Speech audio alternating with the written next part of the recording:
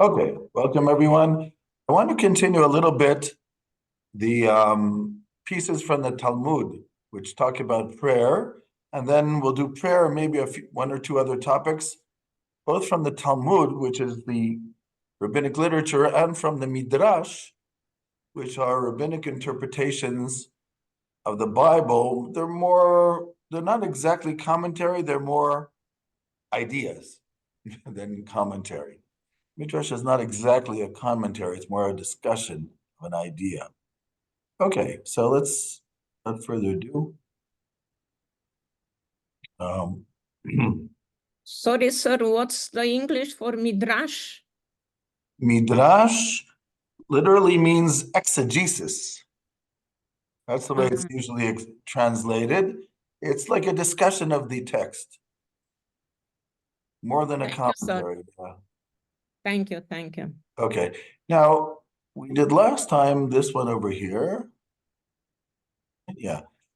This is also taken from the Talmud in Brachot, which is the tractate on blessings. By the way, today is Tu Bishvat, the 15th day of the Hebrew month of Shvat. Yes. You know that all the Hebrew months are actually taken from the Babylonian months. If you look at the book of Esther, which was written during the Persian Empire, and the Persians basically took over the Babylonian Empire under Cyrus the First, right? Koresh, Cyrus the First. So the Persians adopted the Babylonian months, and the Jews who lived under the Babylonian and Persian empires adopted the Babylonian and Persian months as well. Our Tishrei, Cheshvan, Kislev are basically taken from that period. And the Talmud says it was to remind us of that period. In the Bible, there are actually Hebrew months which have other names. And also in the Bible, sometimes the months are just called by the number of the month. The first month, the second month, the third month. You see that a lot. Even in the book of Esther, which is written under the Persian Empire, sometimes they say, they will say the seventh month, the first month, and then they'll say it's Nisan. So they'll use both. The Muslims also use both. They also use the months which are like our months, Tishrei Cheshvan. They also use religious months, and they also use the Gregorian calendar. Okay. Mishnah. So today is the 15th day of Shvat, which is Jewish Arbor Day, the day that we celebrate the trees. Yes. Of Shabbat. Yeah. It actually says that there are 4 beginnings and 4 New Years. So the New Year of when we count the years is the 1st of Tishrei, which is of course every year in September. By the way, as far as I know, according to the Orthodox Christian Church, they also count the year from September and not from January. That's what I was told. They consider the beginning of the year from September to September, and this is probably because of a Jewish influence. Then we also have the 1st of Nisan, in which we count the months. All the months are counted from the 1st of Nisan, which is when we left Egypt, in the month of Nisan, which we always considered the first month, and it usually overlaps with around April. And according to the Talmud, that's also the month when you have Jewish kings. They count their sovereignty from the beginning of the month of Nisan every year. In antiquity, there were no calendars. People counted the years based on the reign of each king. And you have also, and Tu B'Shvat is called the 15th of Shvat is called the new year for the trees. Now, why do the trees need a new year? Because they're in the Bible, it talks about that the first 3 years of a fruit tree, you're not supposed to eat its fruit. If it does bear fruit. By the way, most trees don't bear fruit in the first 3 years. And in fact, if you take a date tree or an olive tree, they usually don't bear fruit for about 7 to 8 years.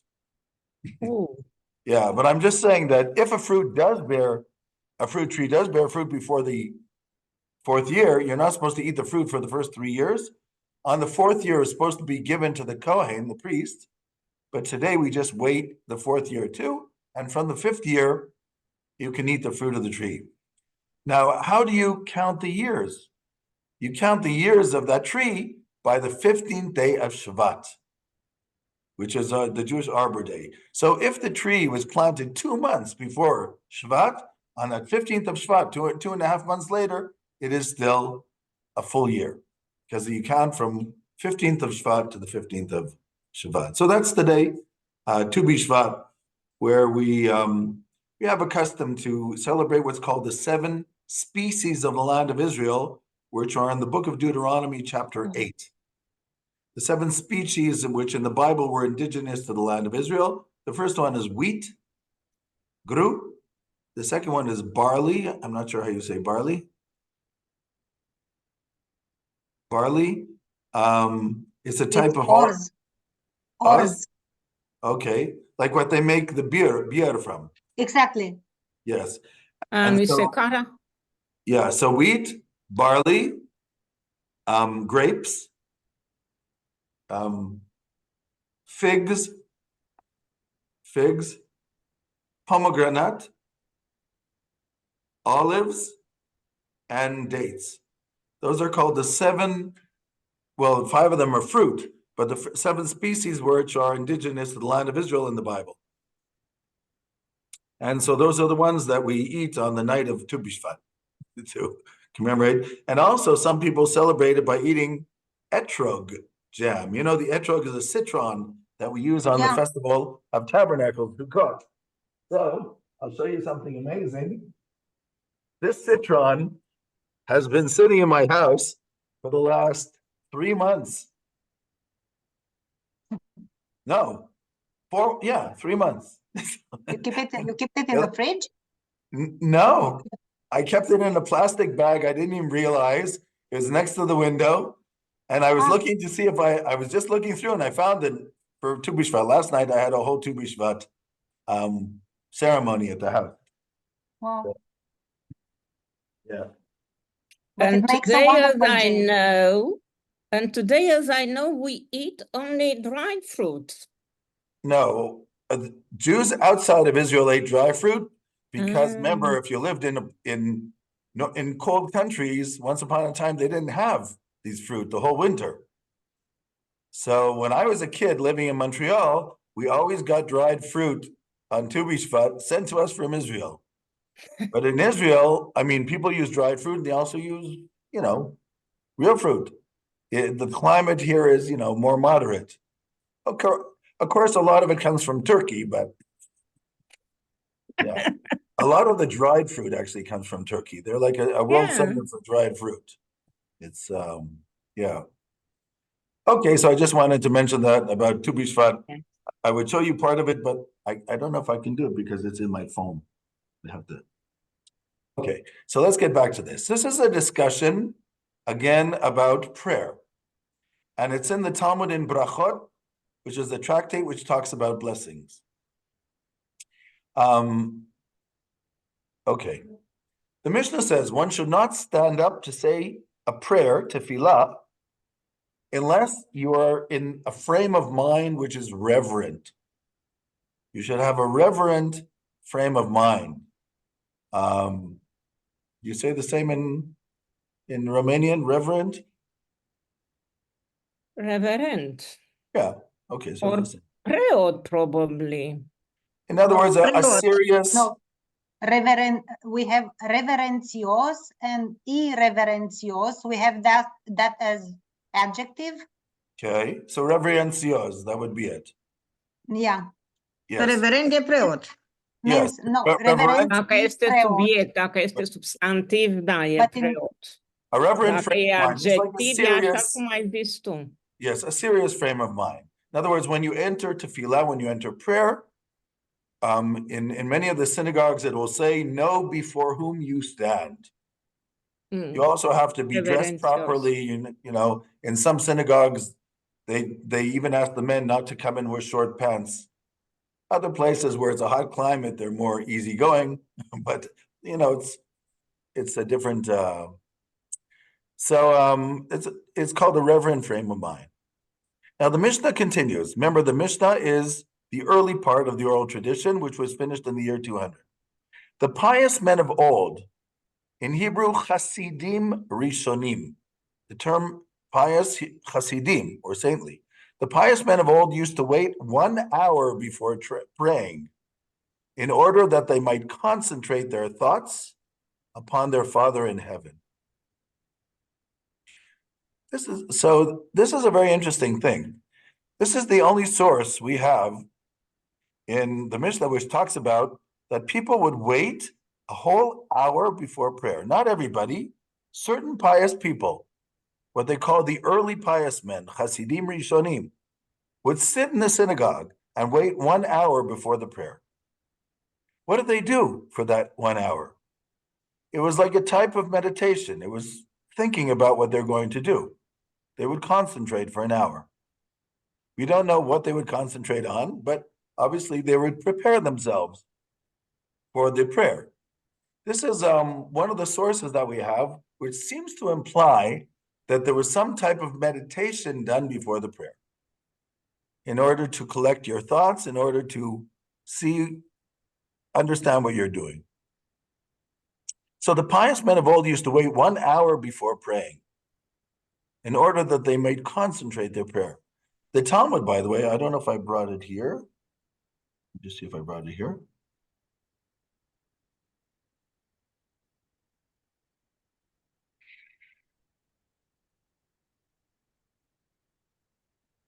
No, I don't see it here.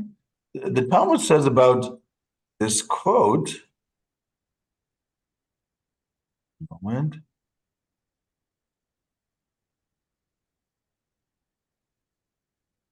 I don't see it here.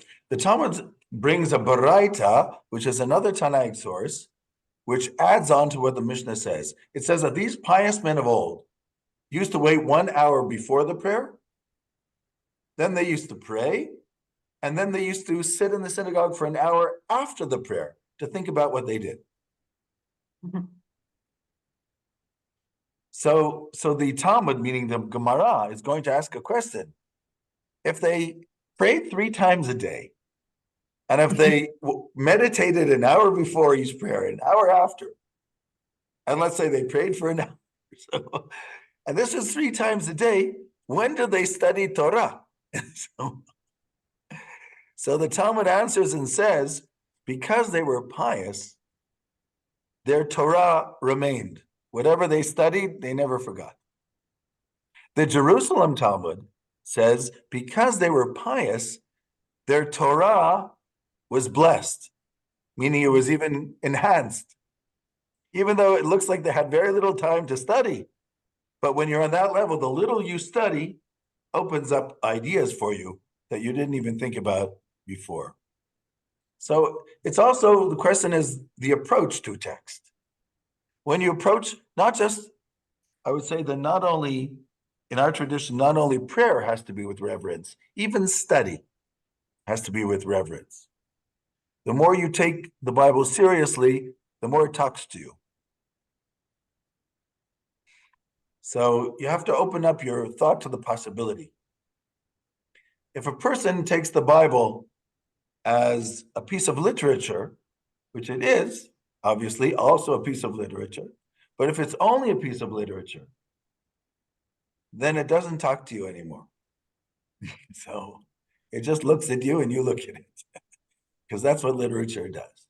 So the way you look at it, that's the way it'll look back at you. That has been my experience. Okay, somebody just joined us right now. I think so, or I think I have all the names already. Let's see if anybody. Okay, one person joined. Oh yeah, Sherman Lutza. Very good. Okay, so I'm going back to this. So we're told the story about, as I said, the pious men of old, or the saintly men of old, used to spend an hour before the prayer, to concentrate. But we don't know what they concentrated on. We don't know, we have no other information. Even if a king greets them while they are praying, we're referring to the main part of the prayer, which is called the silent rendition or the silent meditation. It's the what's called the 19 blessings. So if a king greets you, then you should not answer him. If a snake is wound around your heel, you shall not break it off. In other words, you're not supposed to stop your prayer for anything. When you're in that main part of the prayer, you don't talk to anybody, you don't pay attention. Okay, that's what the Mishnah says. There's a story about Rabbi Hanina Mendoza, who is a saintly figure from the 2nd century. And this Hanina Mendoza, it says that there was some type of viper snake that was right outside the study hall. And so everybody and all the students were nervous. They didn't want to come to the study hall. So the story goes that Hanina Mendoza went to the hole where the snake lives, and he put his foot on top of the hole, and the snake tried to bite him, and the snake died. So they looked at him and said, "What just happened?" He said, "This is just to teach you that it's not the snake that kills, it is the sin that kills." Of course, I wouldn't try that at home, as they say. Don't try this at home.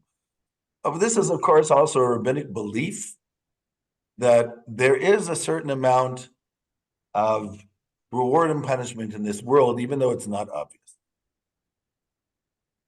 This is a complicated discussion, so I don't want to talk about it right now. But I'm just saying there is such a discussion in the Talmud. The Talmud actually says that a person never dies unless they had some type of sin to justify it. So then the Talmud says, what about people who are sinless? There are people in our tradition. Number one, we believe in teshuvah, which is penitence. And if a person is penitent, God can forgive them. And from that point on, theoretically, they can have no sin if they do the right thing. So the Talmud says there were 4 people who died without sin. And the only reason they died was because of the original sin of the Garden of Eden, because of the serpent. But theoretically, they had no reason to die.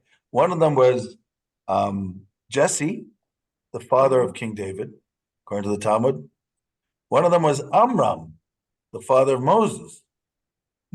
So says that he was also a saintly person. They have 4 names of people, the Talmud says, that were totally saintly, and the only reason that they actually died was because of the Garden of Eden story. What they mean is because they're mortal. If you remember the Garden of Eden story. So God says to Adam, the day you eat from that tree, you will die, which is interpreted as you will be mortal. Meaning you will experience death eventually, because they didn't die the day they ate the tree, but they did die eventually. So it's interpreted by Nachmanides as to mean from that day on you become mortal, so you eventually die. So there are also 3 people mentioned in the Talmud. It says that when they died by the kiss of God, which means they didn't really have to die. One, of course, was Moses. One was Aaron. And one was Miriam. I think there might be other names too. I just don't remember. Because if you remember, God says to Moses, okay, go up the mountain, you're going to die. Same thing to Aaron. It's like they prepare themselves. So,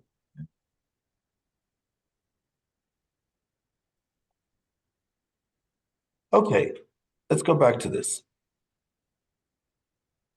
What is the scriptural source for this ruling that a person should have a reverent mindset? A reverent mindset, reverencia, so mindset when they pray.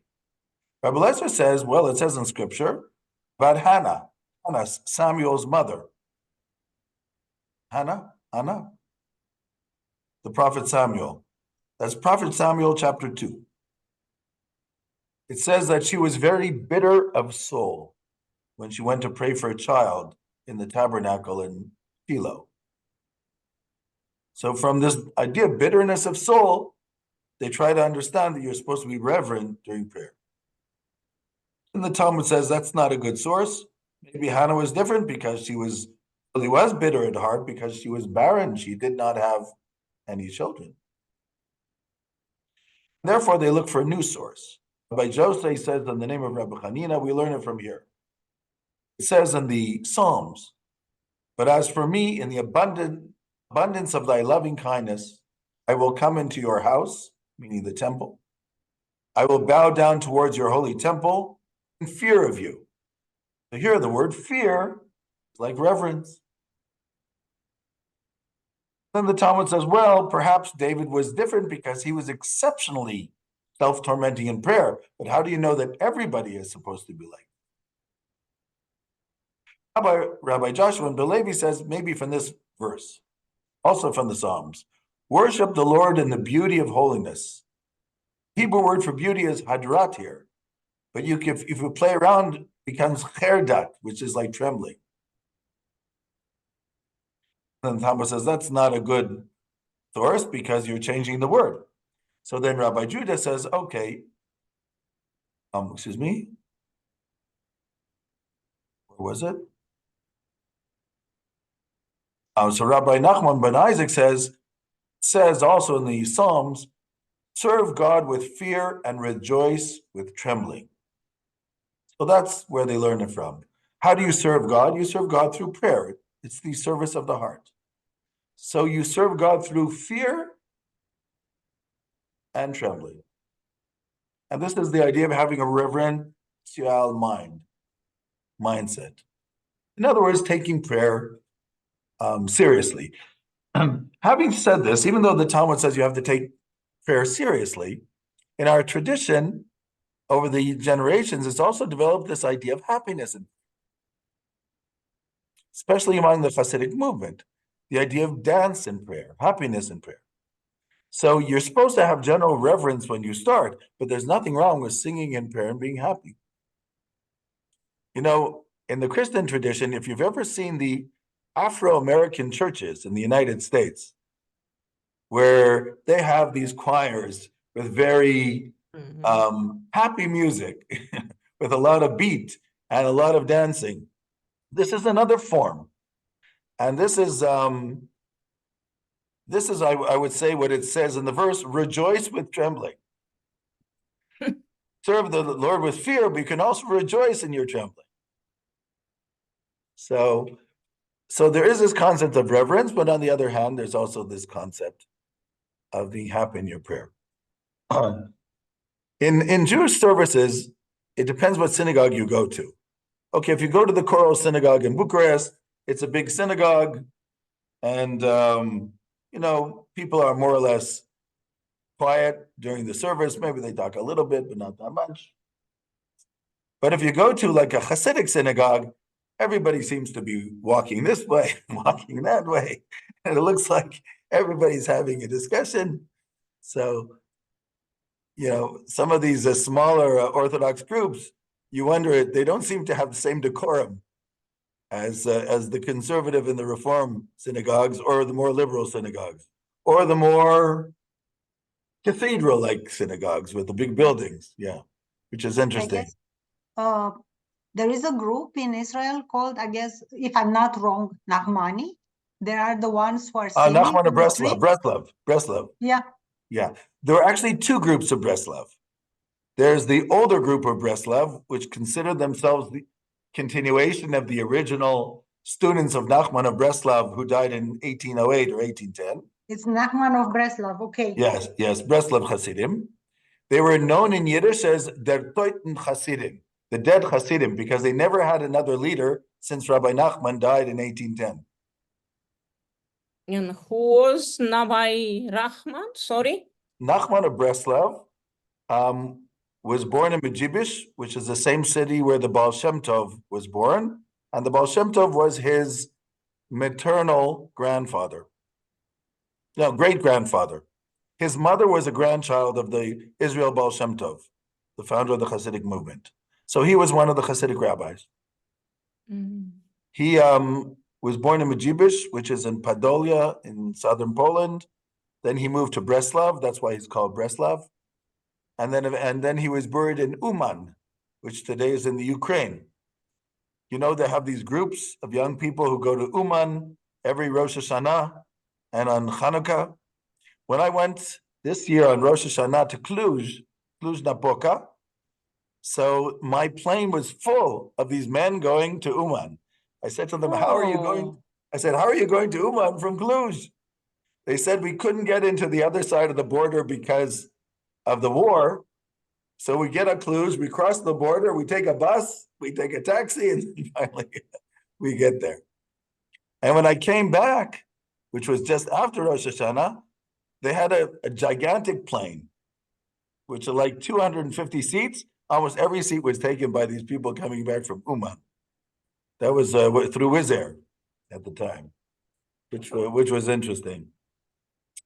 Anyhow, so yeah, that's the those casinos. So the Hasidic movement has this concept of dance and song in prayer. But sometimes they make jokes that in some of these small synagogues, which in Yiddish they call a shtibel. In Yiddish, stub is a small house, so a shtibel is like a small synagogue. Like synagogues would be in small houses. They would really be called prayer houses, study houses, and prayer houses, especially in Eastern Europe. I'm sure in up and down Moldova and Transylvania, you probably had places like this before the Second World War. So, yeah, there's actually a joke that they tell when Richard, what was it, Nixon? No, when George Bush was president. So George Bush II was president. The second. So he wanted to attack, if you remember, he attacked Saddam Hussein. So he was about to attack Saddam Hussein, and then he finds out that Israel knows about it already. So he contacts, at that time, Colin Powell was the head of the American Army. And by the way, Colin, so he says, Colin, come in, I need to ask you a question.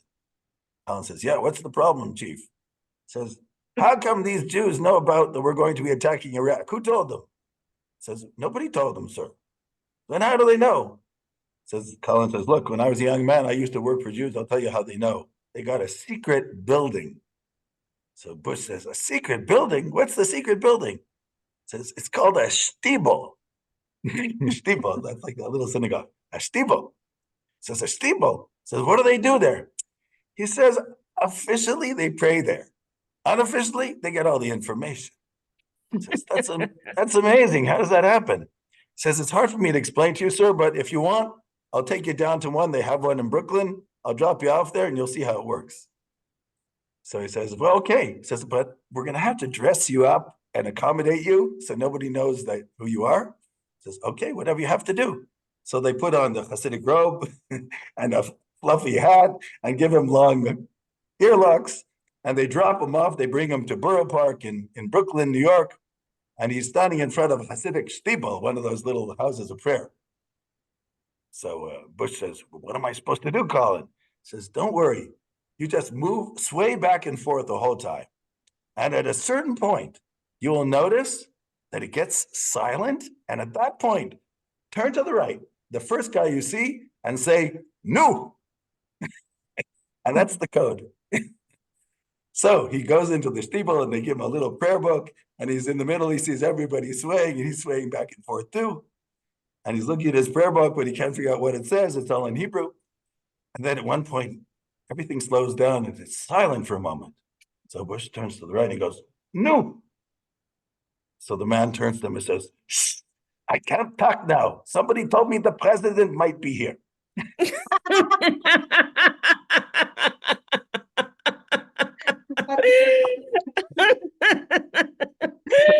And Romanian for the others. Yeah. That's the secret shtibel. There are lots of jokes about the shtibels and things like that, because among the Hasidim they like to talk all the time. So there are a lot of like jokes about shtibels. That doesn't mean that they're not shtibos with a lot of devotion. It just means people are people and you have a lot of interesting. Okay, so let's get back to this. What does it mean in this verse, rejoice with trembling? How can you rejoice with trembling? It seems to be a paradox. Rejoice with trembling. Rabbi Ada said in the name of Rav, the place where there is rejoicing, there should also be trembling. In other words, it's good sometimes to limit yourself in your rejoicing, that you don't lose the fear of him. Our rabbis taught a man prays, he should direct his heart to heaven. Abba Shaul says, there is a reminder of this in the text. You will direct their heart. You will cause thine ear to attend. It has been taught. This was the custom of Rabbi Akiva.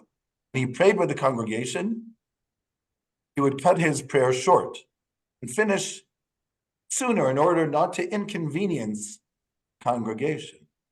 When he prayed by himself, he was so devoted in his prayer that if he started in one corner of the synagogue, you could find him another corner of the synagogue, and he didn't even realize that he was moving. Because he would constantly move and whatever. Rabbi Chia Bar Abba says a person should always pray in a house which has windows. By the way, there is a custom to pray in a synagogue which has 12 windows, 12 windows like the tribes. There are even some synagogues that on each one of the windows, they will write the name of the tribes of Israel, and sometimes there'll be stained glass windows which will have the animals that represent the tribes or something about the tribes which is mentioned either in Jacob or Moses' blessings of them. Should a person pray for the whole day? Well, it's already been expressly stated in the book of Daniel, 3 times a day. Pray 3 times a day. Shacharit in the morning, Mincha, which is in the afternoon. Shacharit, by the way, is from sunrise until the sun is at the middle of the day. So Shacharit, which is the morning prayer, from sunrise until the middle of the day. If you have to get up very early, so from the moment that you can actually see, even before sunrise.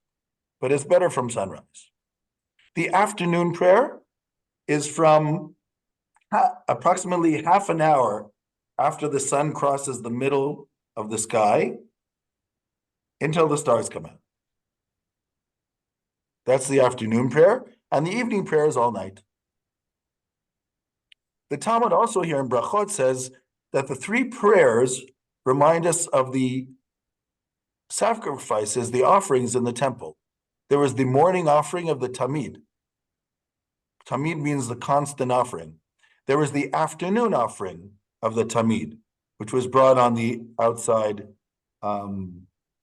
altar. And there was no evening sacrifice, but the offering of the Tamid would burn the whole night long. And that represents the evening prayer. That's the Talmud in Brachot in chapter 4. The Jerusalem Talmud actually says that the 3 times that we pray represent the 3 changes in nature. So when the sun rises, we react. That's called, we react in prayer. The sun crosses the middle of the sky, again we react in prayer. The sun sets and it's dark, we react again. So it's almost like prayer is a reaction to something in our lives. And nature reminds us of that. So that's our tradition of prayer 3 times a day. In the morning, in the afternoon, and in the evening. Okay, you want another joke? Or is it too many? Okay, one more joke. There's a story about NASA decided to send astronauts up to outer space, but this time with clergymen. So they decided to send out 3 clergymen into space. So they found a Catholic priest to join them and a Protestant priest, and they took a rabbi too, and all of them went up into outer space. So the capsule went around the Earth. It went around a few times, and then Came down and everything was safe. So all the reporters wanted to crowd around to see what the clergymen thought about this amazing experience in outer space. So first they went to the Catholic priest and they said, "The Padre, well, how was this, this going out in the outer space?" He said, "It was unbelievable. I always feel far from my flock, but in outer space, I understood the distance between myself and my flock." Then they went over to the Protestant minister and said, "How was your experience in outer space?" He says, "My goodness, I've always felt close to God, but in outer space, I really felt close to God." Then they turned to the rabbi. "Rabbi, how was your experience in outer space?" He says, "Oy vey, it was terrible." He says, "Why?" "Every 15 minutes, the morning prayer, the afternoon prayer, the evening prayer, the morning prayer, the afternoon prayer, the evening prayer." Because it turned around. Okay.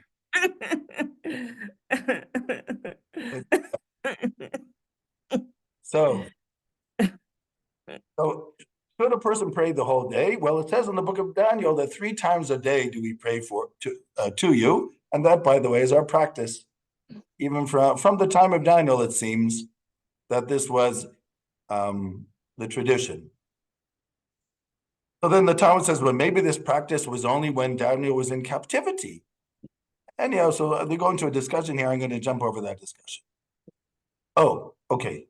Then it says, should a person pray in any direction that they wish? Therefore, the text says in Daniel, towards Jerusalem. Daniel already says that we pray 3 times a day towards Jerusalem. Should a person make all 3 prayers into one?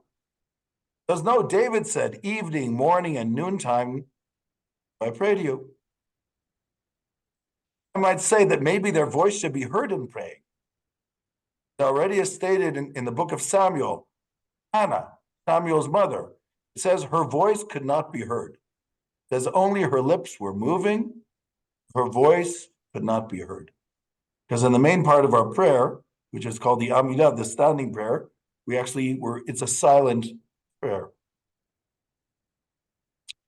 You might think that a person should first ask for their own needs, then the main part of the prayer. Therefore, Solomon says, hearken unto the cry and to the prayer. Cry is the prayer, and prayer is a private request. A private request is made only after, not the beginning. Rabbi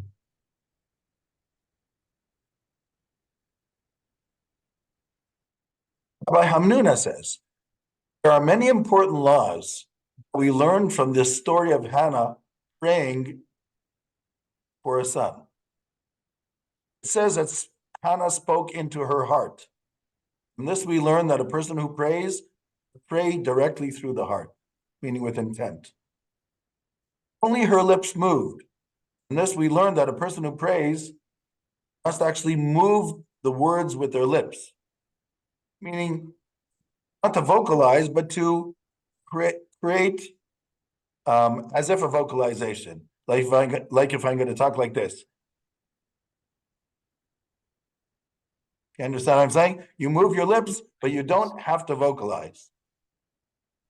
It says her voice cannot be heard.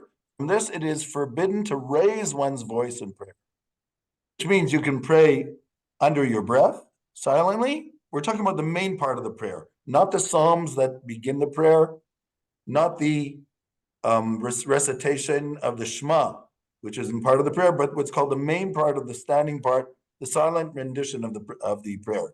So that is supposed to be done silently. A person at the most is supposed to say it in a whisper.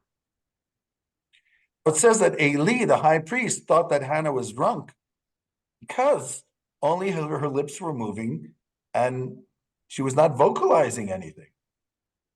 From that, we learn that a drunk person is not allowed to pray. But actually, from the story of Eli, we understand that in the time before the first temple, people used to shout in prayer. Because the very fact that he thought that Hannah was drunk when she was praying silently means that it was an unusual thing to do. So we know that in that time, which is before the first temple, people must have prayed very loud. In the second temple period, we also know that people prayed with their hands raised to the heavens, which we don't do today, but it existed. We also know that there were positions that people would get into in the second temple period, which are not done today either, because they're mentioned. Some of them are mentioned to apropos in the Talmud. It's called the fetal position. There are those who used to pray in the fetal position, which means your head between your knees. Your head between your knees. In other words, you're going back to your primordial position, how you came into the world, and praying as an act of humility. We don't do this today. It's very difficult. It seems to me more than difficult. You have to know a little bit of yoga, I would say, to do that. Yes. Almost like the lotus position, which I cannot do. I don't have that flexibility. But it's interesting to know these things. We know that in the past, there are still interesting customs today in prayer that a lot of people don't know, like the one I just told you. In the silent rendition of the standing prayer, you move your lips, and at the most, you're allowed to whisper. I don't know if this exists in other traditions, in other religions or not. I don't know, but that's the way it's that part of the prayer. That's the way we do it. Other things that we do in prayer, for instance, we have this idea of moving forward and backward. In the main prayer, we take 3 steps forward, and then when we finish the prayer, we take 3 steps backwards and bow in 3 directions. Also, it's certain things. Some people also, they hold their hands like this on their heart as they're praying. We also have this position in Muslim, Yeah, which are holding the hand. Something very, very close. We put our hands here on our chest. Yes. And we bound in front, look on right, left, Right. and say something like shalom, salam alaikum, Right. Okay. Very close, very close. Yeah, in Hebrew we say, Oseh shalom bimramav, hu yaseh shalom aleinu. He who creates, left, yes. He who makes peace in the heavens, he shall bring peace upon us and all of Israel, and let us say amen. Yeah, that's how we finish off. Yeah. But we stand up. Yes. Stand up and then we bound. I think there's another thing which is similar between the Jewish way of prayer and the Muslim, is in the Jewish prayers, again, in this silent rendition, when we stand up, there are 4 places that we bow down. Of course, we don't bow to the ground, except on Yom Kippur and Rosh Hashanah. Those are the only times we bow on the ground, because outside of the temple, we only bow down at Rosh Hashanah and Yom Kippur, all the way to the ground. But normally when we bow down, on the blessing goes Baruch Atah Hashem, which means blessed art thou, O God. So we say Baruch and we bend our knees. Atah, you, we bow down, and then before we say God, we have to lift ourselves up. I think there's something similar in the Muslim. Yes, very, very close, but we bow down. But you bow down yes. When you say God or before you say God? Somebody told me that they also rise when they say God's name. Probably before, we women, we are not allowed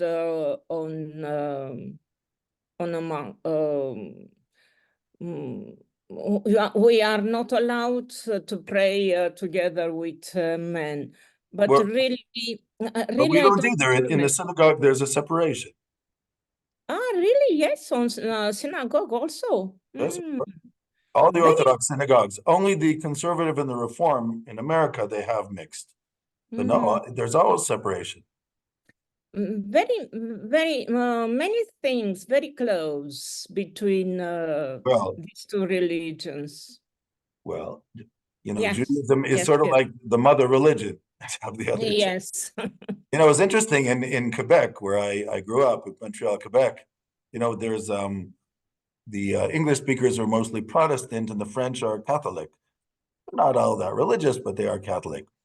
So there was interesting, and there was a Catholic school in Montreal, where for whatever reasons in that neighborhood they didn't have Catholic children anymore, so they wanted to sell the school. So a Protestant school wanted to buy the building, and they refused to give it to them. Said, "We're not going to give it to you. We're Catholics. You're Protestant. I mean, we can't give our school to you, you know, even though we have respect." So then a Jewish school applied. They said, "Okay." They said, "You're at least the mother religion, so that's okay." Yes, that's true. That's true. So, which is a funny thing, but yeah. Yes. Okay, let's get back to this. Okay, this is another interesting discussion. Rabbi Lezer said, fasting is more efficacious than charity. Here's the reason. One, you perform with your money, the other one with your body. So it's much harder. Yeah. Though in the Jewish religion, we don't have a month of fasting, but we do have 6 fasts during the year. 4 of them concerning the destruction of Jerusalem. And then, of course, the fast of Esther and Yom Kippur. So they're really altogether, there are 6 fast days in our tradition. There are people who fast more than 6. For instance, there are those who fast what's called after the 3 pilgrim holidays, Monday, Thursday, Monday. That's an Ashkenazi custom. And you also have Sephardim who fast at the time of year we're in exactly now, once a week, during the it's called Shovavim Tat, from the biblical pericopa of Shmot, which is the beginning of Exodus, all the way to almost the end of the book of Exodus, once a week. But the Wintertime. fasting custom in the Jewish tradition is different than the fasting custom in the Orthodox tradition, the Christian Orthodox tradition. Yes. It's more similar. It means refraining for all form of food and Right. drink. Yeah, Only I think it's what you call a black fast, right? the black fast Yeah. in the Orthodox tradition, Yeah, right? and it's also a little bit different than the Muslim tradition, because the Muslim tradition, Ramadan, is from sunrise to sunset. Sunset. And in the Jewish tradition, the average fast, except for Yom Kippur and Tisha B'Av, is you fast from an hour and 10 minutes before sunrise, which is like when you can first see light on the horizon, if you're on a plane, I mean, a flat area. So it's about 1 hour and 10 minutes before sunrise, and it's only over when 3 stars can be seen. So it's a longer fast. And on Yom Kippur, it's more than 24 hours. It's actually 25 hours. 25, 27 hours. 25. We start a little bit before sundown, and we go to when the stars come out the next night. It's almost 25. I did it once. Yeah? Wow. Mm-hmm. I actually know a woman who lives in New York whose mother was Jewish. No, what was the story? Her father was an Israeli Jew whose father was Muslim, but mother was Jewish.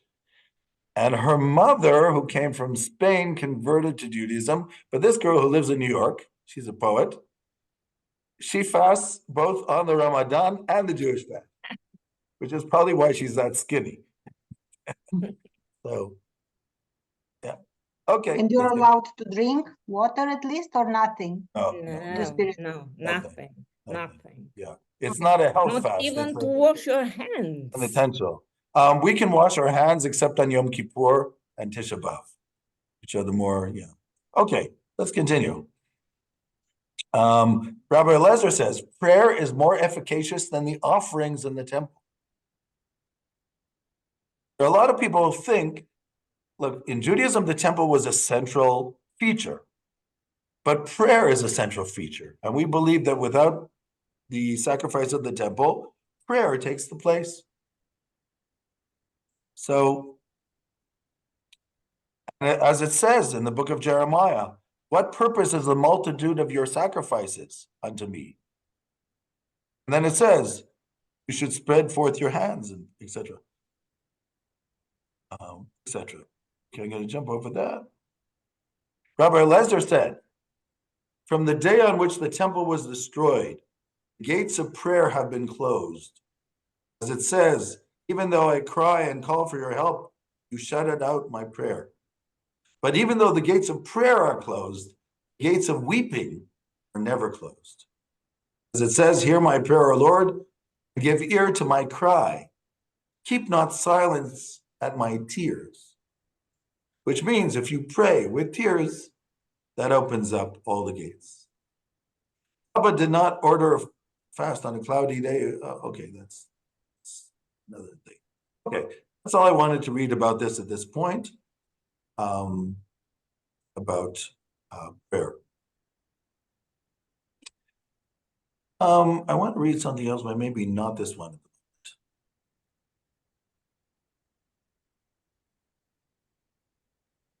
I want to read a few things from the Midrash. Midrash is rabbinic commentary on the 5 books of Moses. But again, it's not, we call it exegesis. It's more of a discussion than it is a commentary.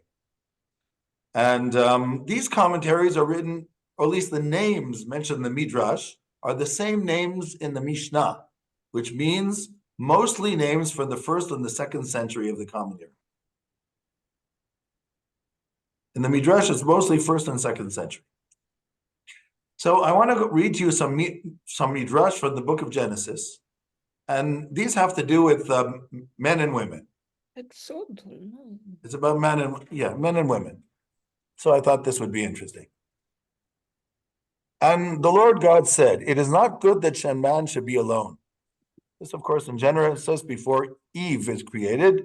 Lo tov hayot adam levado. It's not good for man to be alone. I will make for him a helper. And then God creates Eve, Chava. Now the Midrash will start with one verse, and then they'll talk about something else, and then come back to it. This is the style. We have learned by 10 utterances was the world created. And these are the 10 utterances. Every time it says, and God said, that's the 10 utterances. Okay, hold it. The including utterance is that God said, it's not good for a man to be alone. Okay, there's a discussion which were the 10 utterances. Some people say the last utterance was when God said Adam and Eve to be fruitful and multiply.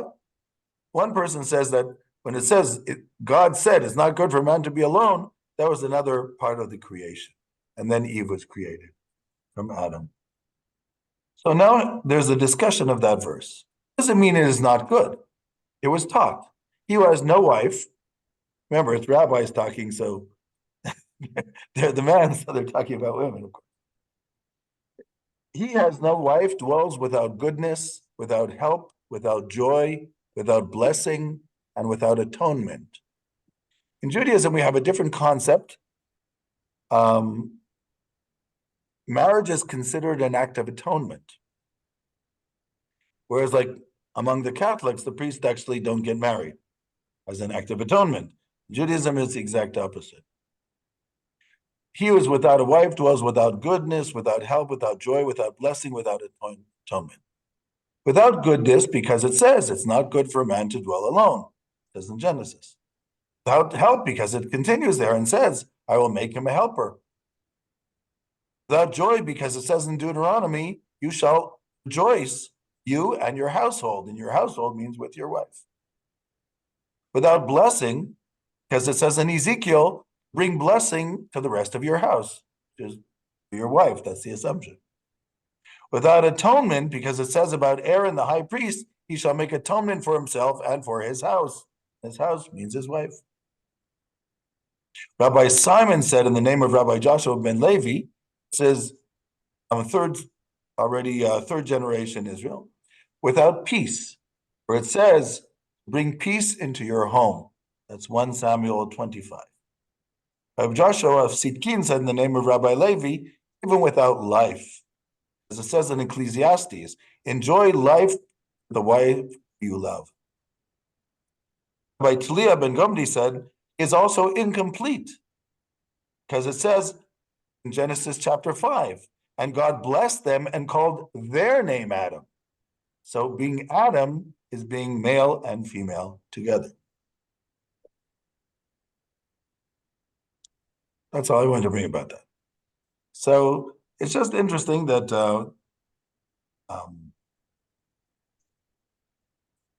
in general, the Jewish concept of marriage is one which brings blessing and not necessarily of compromise.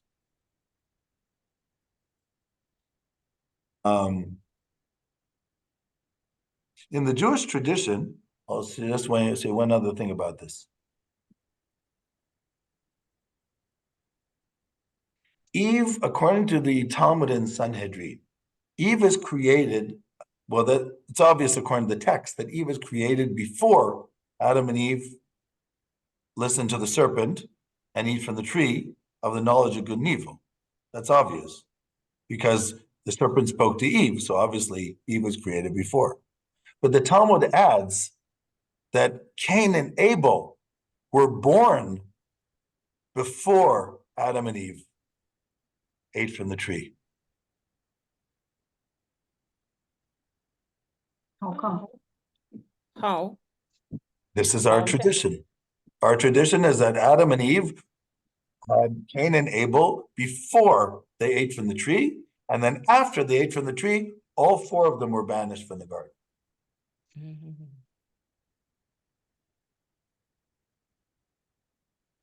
Yeah.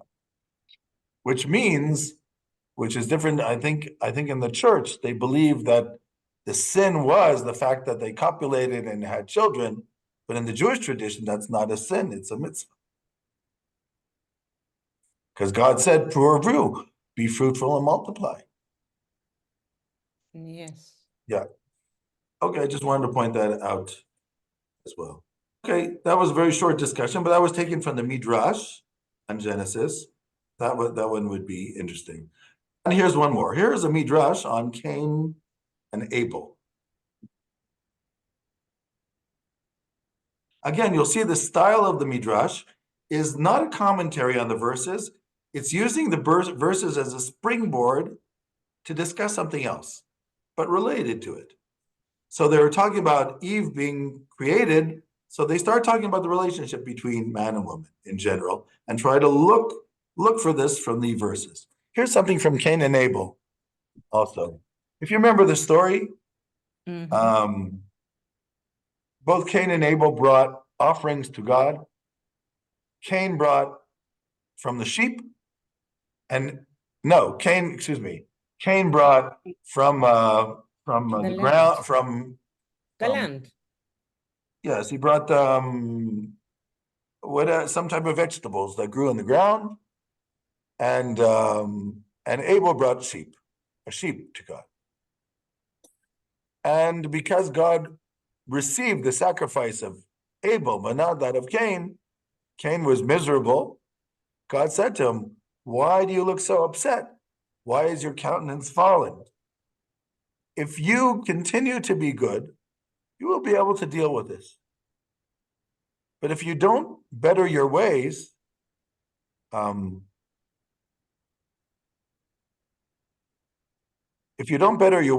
sin is waiting at the door. And it desires you. You can control it, but it desires you." And then, of course, Cain decided to kill his brother Abel. And on that day, they're chapter 4, they're in the field, and Cain jumps on Abel and kills him. And then God says to Cain, he says, "Where is Abel?" And Cain says, "Am I my brother's keeper?" And then God says, "The bloods of your brother are screaming out to me from the ground." And in Hebrew, it's in the plural, demei, the bloods of your brother. So the Talmud says, why does it say blood in plural? It's to tell you that when you kill a person, you kill all the generations that could come out of that person. And therefore, if you kill one person, you're killing a whole world. By the way, it says in the Quran that the Jews say when you kill one person, you're killing a whole world. According to the Quran, as this is what the Israelites say, which is true. It's exactly what we say in the Talmud in Sanhedrin.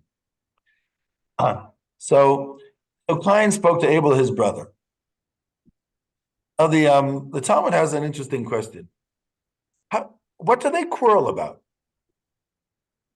It says that they spoke to him, so the assumption is they argued, right? Because you argue and then you get angry and then people get violent. That's usually the way it happens. So the Talmud says, what do they quarrel about? What were they arguing about? So they said, let's divide the world, right? There are only two of us. We'll divide the world. You take the land and I take the movables. Yeah, you take the immovable property and I take the movables. How would you say that in Romanian? Mobilele și imobiliarele. Right, you have the real Yes. estate and then you Yes. have movables. Mobile, yeah. Bunuri mobile. Yeah.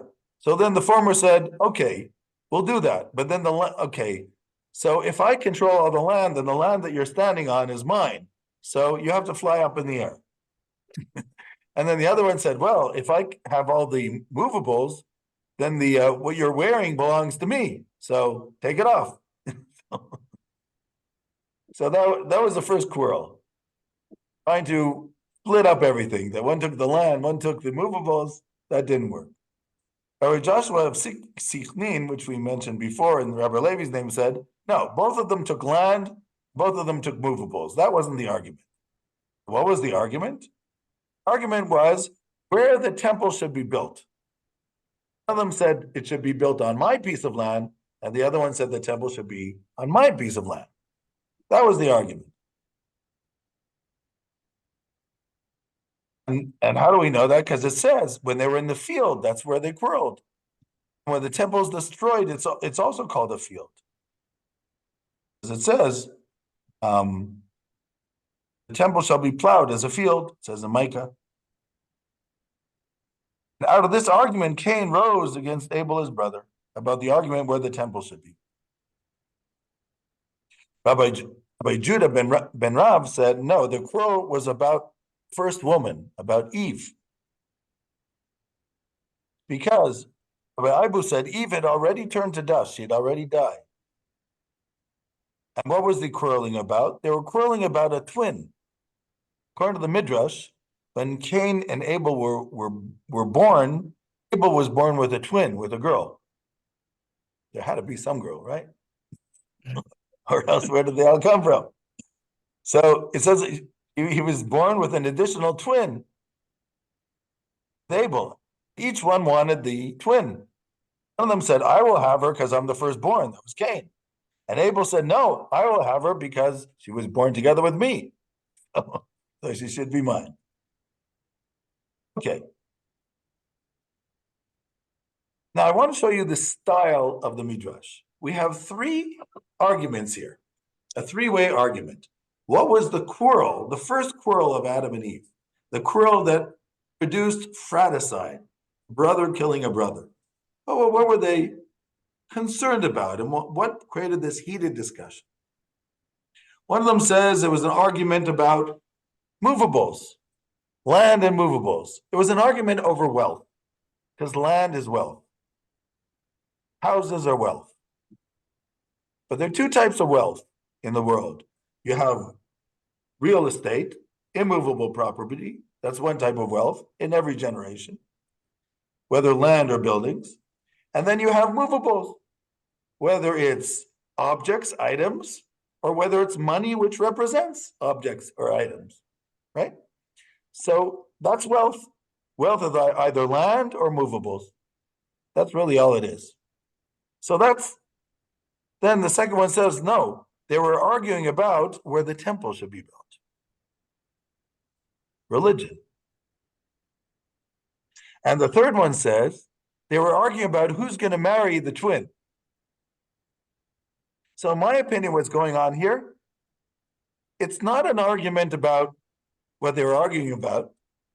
It's three opinions, three examples of what human beings argue about. And since, unfortunately, in antiquity, almost to today, it's mostly men who have controlled the world, and maybe that's why there were so many wars in the world. But so there are three things that people seem to argue about.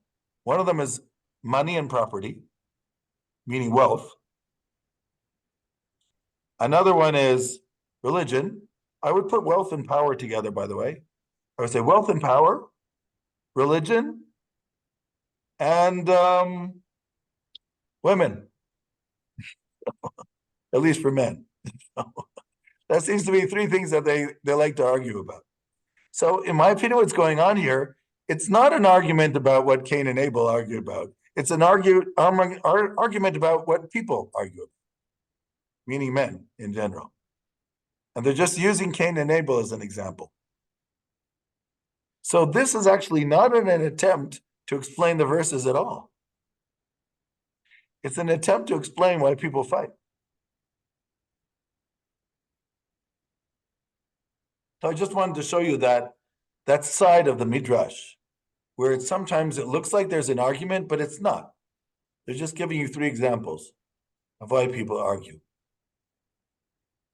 I'll give you another example of that. See if I brought it here. I don't remember if I brought it here or not. Maybe I did, maybe I didn't. Oh, I did actually.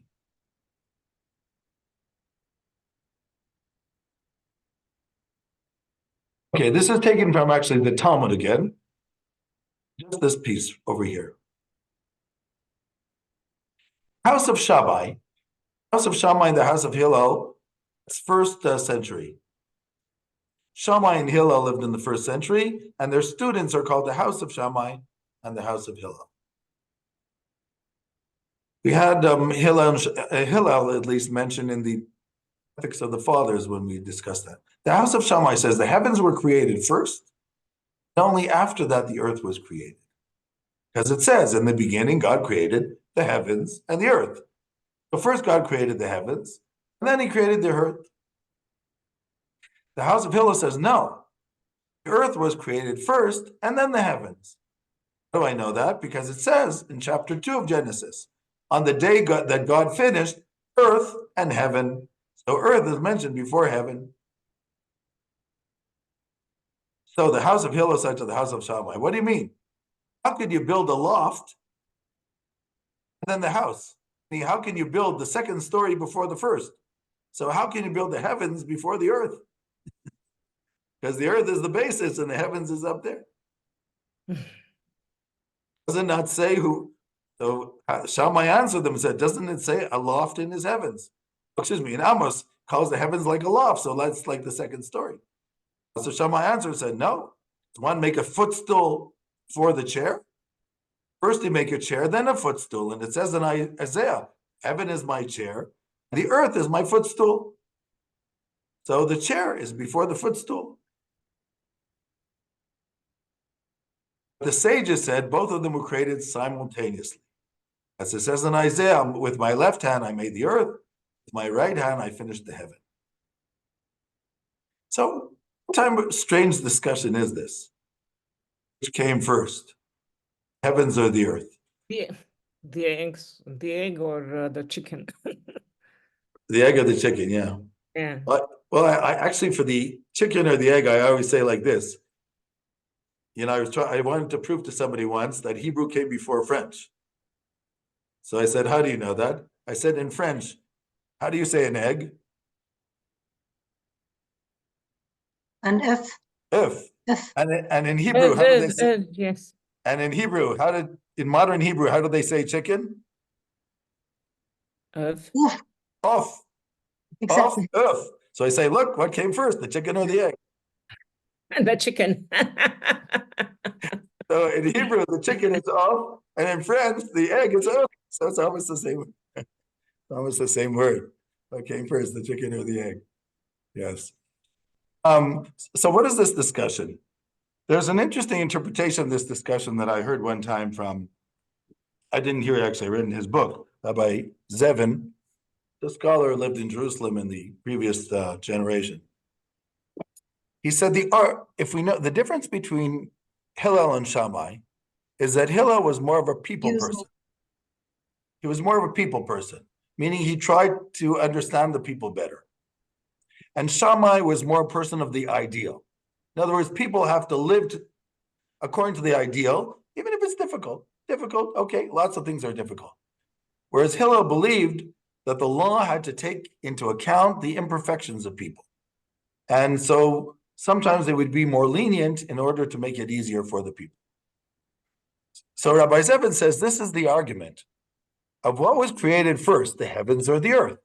The heavens represents the ideal. The earth represents the real.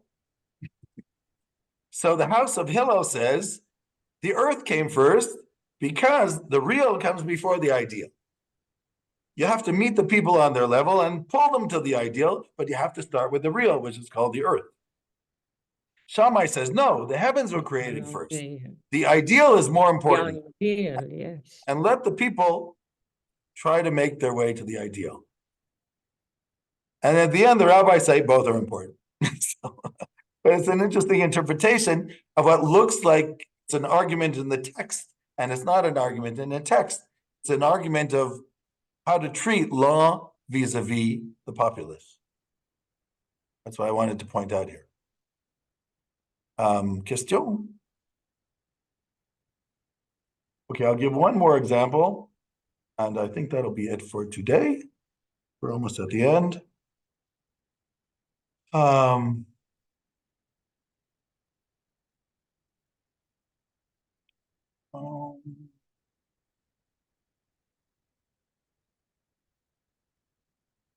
Okay. This last Midrash, going back to the Midrash again, this is in Genesis, the pericopa of Lech Lecha, which is the story of Abraham going to the land of Canaan.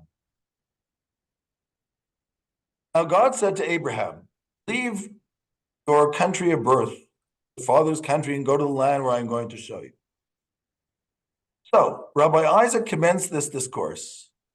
Hearken, O daughter, and consider and incline your ear. Forget your own people and your father's house. Psalms 45. Rabbi Isaac said, this story of Abraham coming down to Canaan can be compared to a man who is going from place to place. The comparison actually he's making here is not Abraham going to Canaan.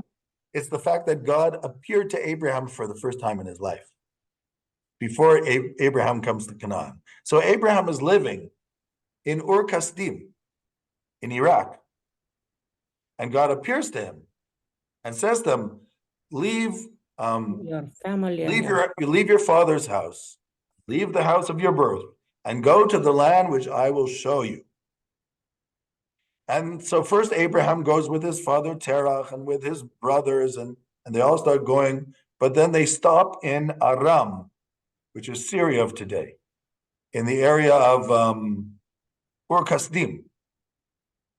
And they remain there, but Abraham continues on after Terach dies and goes to the land of Canaan, together with Lot, his nephew. So this first revelation that God reveals himself to Abraham, as this can be compared to a person who was traveling from place to place. They saw a building in flames. By the way, the word in flames could be understood lit up or in flames. So the most common interpretation is he saw a building with lights, meaning there were candles lit in the building, so it was all lit up. And he said, is it possible that this building lacks a person to look after it? And the owner of the building looked out and said, I'm the owner of the building. What does this mean? The Midrash is saying something which Maimonides will reiterate in the 12th century. Abraham was looking for God ever since he was a young man. There's a Midrash that says that Abraham's father, Terach, was a priest for idolatry, and tells a story that Abraham went one day and he was fed up of his father praying to idols. So he destroyed all the idols except for one. And when his father got up in the morning and saw the idols destroyed, he blamed his son because he knew that his son believed in one God. And Abraham said, no, it wasn't me. You see the idol that's still standing? That's the one who broke all the other ones. And then his father said, what do you mean? Idols can't break each other. So Abraham said, if they can't break each other, why do you pray to them in the first place? What's the point? But anyhow, so that's a famous story from the Midrash about Abraham and Terah. But Abraham, according to that, was a searcher. Maimonides emphasizes this a lot. He claims that Abraham, from the age of 3 till the age of 40, was searching for God. And Abraham said, can you have a world which shows so much intelligence and reciprocity, but there's no master of the universe? How is that possible? And the analogy is, if you saw a castle and all the rooms were lit up with lights, wouldn't you assume there's somebody in the castle? And then eventually God says to Abraham, yes, I'm the Lord your God, and now I'm telling you, leave the place of your father and go to the land where I will show you. So that's the story of Abraham going from place to place. But all this really is a story, an analogy where it says God spoke to Abraham for the first time. You know, in his book, The Critique of Pure Wisdom, Immanuel Kant, in 18th century Germany, criticizes theological proofs for God. And he brings 3 examples. Out of the 3 examples he brings, there's the example from design, which he was the most fond of, actually. Kant himself was actually a religious man, but he just didn't think that philosophy should deal with metaphysics. But he was very fond of the argument from design because it is an interesting argument. It might not prove a personal God, but it does seem to prove a prima causa, some intelligent cause. So I always explain the argument from design like this. Neil Armstrong was the first man on the moon. He was an American astronaut in 1969, excuse me.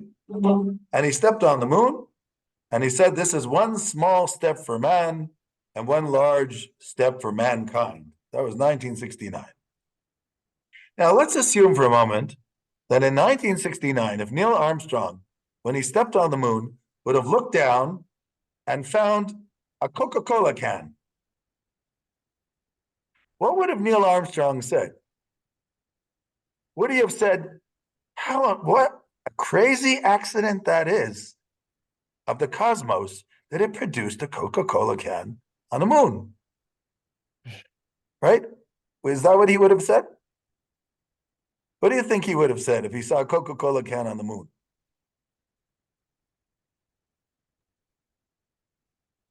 Nobody? God created America. What? That first was America, so another American was there before, or something like that. Or maybe he would have said the Russians must have been here before us. Or even that, yeah. In other words, it would not occur to him to say that evolution created a Coca-Cola can on the moon. Yeah. Nobody would have said that. Yeah, there's a joke about the moon and the Coca-Cola. Right, so that's what I'm saying. That because he wouldn't say that, it means that logically, if you saw a Coca-Cola can, which shows a certain amount of intelligence, you would understand that a human being, or at least some intelligent being, created it. So it's the same thing in the world. The universe is extremely intricate, made up by laws which it takes us many generations to comprehend. So the intelligent design, of course, shows an intelligent designer. So that shows a certain cause, an intelligent cause. The only problem Kant had with that argument was that in the Bible, God is much more than just an intelligent cause. God is a personal God. So that's why he preferred in general to disconnect metaphysics from philosophy. But this Midrash is very interesting because this Midrash is the argument from intelligent design, right?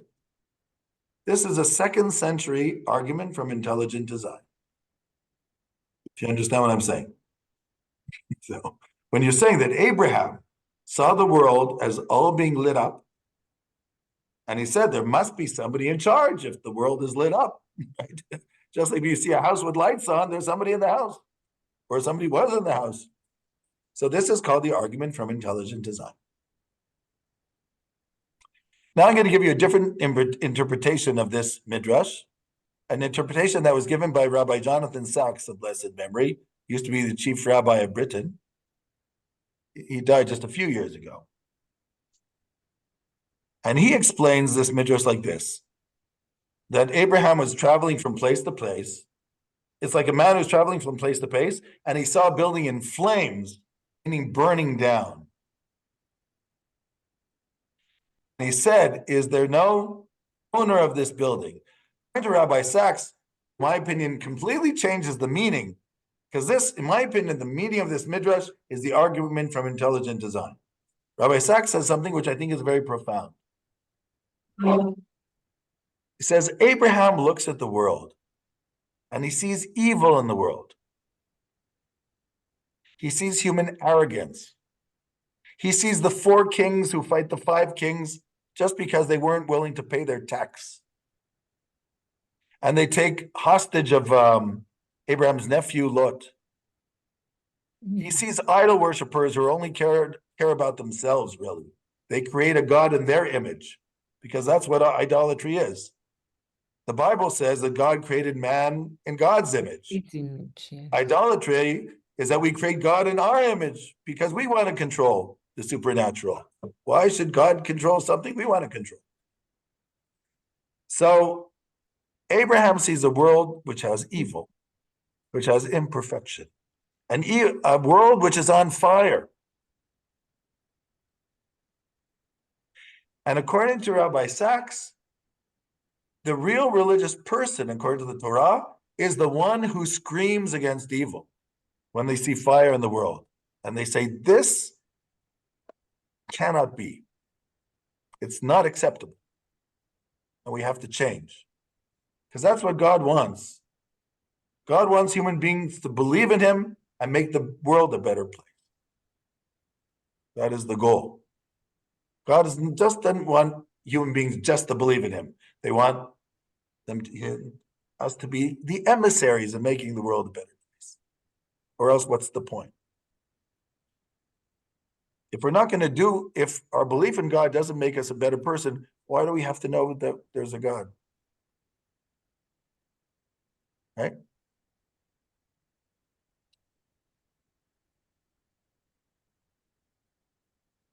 Okay, that's all I wanted to say.